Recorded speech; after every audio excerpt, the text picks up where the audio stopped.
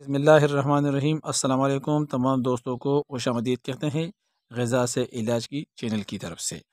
اچھا دوستو، آج گندک کے بارے میں بتائیں گے کہ گندک کیا ہے اور اس کی کمی کی وجہ سے کون کون سی بیماریاں لاحق ہوتی ہے اور یہ کن کن چیزوں میں پائی جاتی ہے۔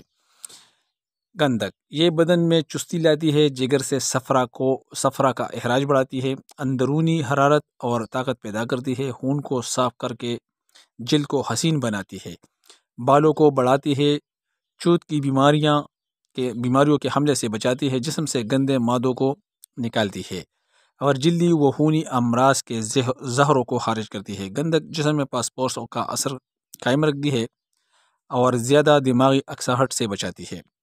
موٹے آدمیوں کے لیے گندک والی غذا ضروری ہے، اس کی کمی سے جلدی بیماریاں اور گھٹنوں کا درد پیدا ہو جاتا ہے۔ یہ بات حال میں دریافت ہوئی ہے کہ جلدی بیماریاں تبدیق کا پیش خیمہ ہے۔ مندرجہ اشیاء میں گندک پائی جاتی ہے جو کہ آج کل اس موسم میں موجود ہے، مولی، لہسن، پیاز، بند گوبھی، پھول گوبھی وغیرہ میں۔ اچھا دوستو، کل انشاءاللہ دوسرے اچھی ویڈیو کے ساتھ پھر حاضر ہوں گے۔ السلام۔